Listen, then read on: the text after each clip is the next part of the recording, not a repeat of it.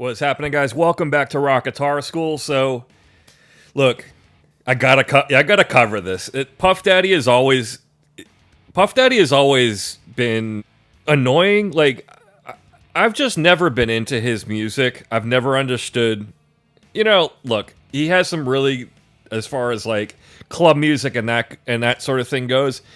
This thing about him is he doesn't write his own music. He's had a lot of hits, but what has he written? I was kind of conflicted about doing a video about him. Obviously, Puff Daddy is all over the news right now. P. Diddy, whatever you want to call him. I grew up with this guy. So, like, I remember in the 90s, the 2000s, like, he was just everywhere. Like, you couldn't get away from this stuff. And so, time and time again, it was like at least a couple of times a year or something like that. Like, he would come up with something and it would be like, oh my God. Like, what is he? Everybody that I hung out with, everybody was just like he's ruining this music. Like, I remember when he came out, so like this was the real kicker for me. When he took Kashmir and he re-recorded Kashmir, he somehow got the rights to all this music that he basically, re-recorded, sampled, whatever you want to call it. I don't know about the sums of money that was tossed around for the rights to get the rights to record this music, but it has to be an enormous amount of money. Again, the technicalities of these deals. For instance, like this Jimmy Page collaboration. So you have basically Puff Daddy re-recording Kashmir into like a rap song. Now, with Jimmy Page on the track. So, this was the craziest thing. Like, I remember when this came out. This was on the original, well, not the original, but like they came out with Godzilla again. So, I believe this was 1998. They're talking about here, this is from Ultimate Guitar. In a recent post through social channels, Jimmy Page looked back on his 1998 collaboration with Puff Daddy on Come With Me, the Godzilla movie soundtrack song that recreates Led Zeppelin's 1975 song Kashmir. So, he's looking back on it. On this day in 1998, Come With Me, which I recorded with Puff Daddy, was released as part of the soundtrack to the film Godzilla. I recorded my guitar at CTS Studio Wembley, London, via an ISDN line to Sean Combs at the record plant in LA, and a video link between the two venues.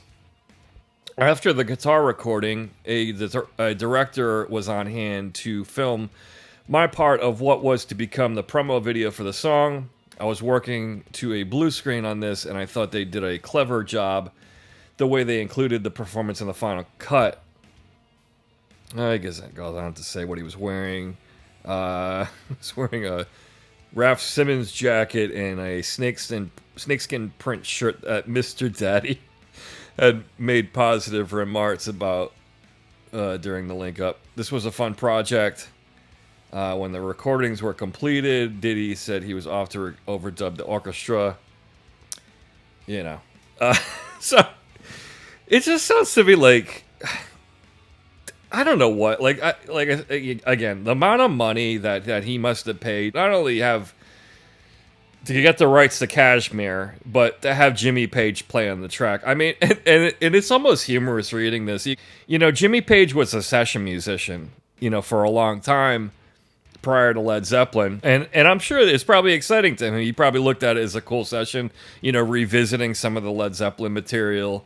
But there had to be an enormous amount of money. And again, with the publishing, too, since Jimmy Page has got the publishing, it's just, I think it came to a point where this guy was so big. He put out all this music. Another one was the collaboration with Sting, I'll Be Missing You. I remember this one. Oh, my God. It was just like again, this was 97. So then Kashmir came out in 98. Come With Me, right? So, I'll Be Missing You. Let's read about this one. Oh, well, here we go. In an interview with The Breakfast Club in 2018, Sting, whose real name is Gordon Matthew Thomas Sumner, confirmed that Diddy did not seek permission to sample the song and had agreed to pay him $2,000 per day for the rest of his life. Jeez. I mean, whether that's true or not, but this was basically Every Breath You Take. It's like the first one. I'm like, you got to be kidding me. I mean, this guy's coming out with basically Every Breath You Take. I mean, one of the most beautiful songs ever written. You know, again, he was taking his music. You know, some of the earlier stuff you really couldn't tell. Like, it was a lot of like 70s type of music, which I didn't really, grow up with.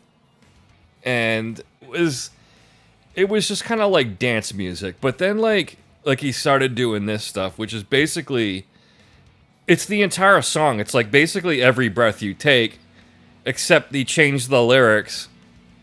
It's the same exact song. I'll be missing. If you listen to the song, obviously I can't play it on this channel, but it's the same. Like, there's nothing different. It's just basically the same song structure, and he changed the lyrics. That's it. And this is what he was doing. Again, these are the two that really just annoyed the heck out of me. If you grew up in that era, this was it. This was all over the place. Let's see here. There's Puff Daddy and Sting right there. It's just kind of crazy, with this guy. And to hear about all his troubles going on right now, I don't know. It's just, I gotta say, like, I was never a huge fan. Look, whether he did this stuff or not, I mean, it is really crazy as far as what's come out. But I'm not really gonna get into that. Just going back 20 years or whatever during this time period, none of my friends liked any of this stuff. We're all like, what the heck is this guy doing? He's ruining music, to take Kashmir, which is like such like that Led Zeppelin. It's like taking like Stairway to Heaven. I seem to recall, did he do something with Stairway to Heaven too? It almost seems like he did, or who knows? I wouldn't see Robert Plant allowing that one, but who knows? Money talks. And that's how this whole thing happened. That's what this all was about. It was all about money. And, these songs were not very good. I didn't like any of these songs that he put out. He was basically like a producer, that collaborated. He was able to get this talent, with Biggie Smalls. He didn't really, what was he doing on those songs? Yeah. I mean, that was basically the extent of it. Look, he was basically a producer that was able to construct this material. He obviously had an ear, finding good music. Look, Kashmir, one of the greatest songs ever written. Every Breath You Take, unbelievable song. Look, he was able to pay the cash, and then he had the credibility at that time, a worldwide superstar, to be able to gather this talent. So I just this whole thing with him in the news right now is just very crazy to me, and it's like I was never a huge fan, but it's what do you guys think about this? I'm sure a lot of you grew up with this material. I'm sure a lot of these people that work with him back in the day are just like, oh yeah, slowly stepping away at this point. Maybe they were back then too. Maybe they just were like, all right, well, I'll take a quick payday. You never know. Well, anyways, guys, have a great day and rock on. Take care.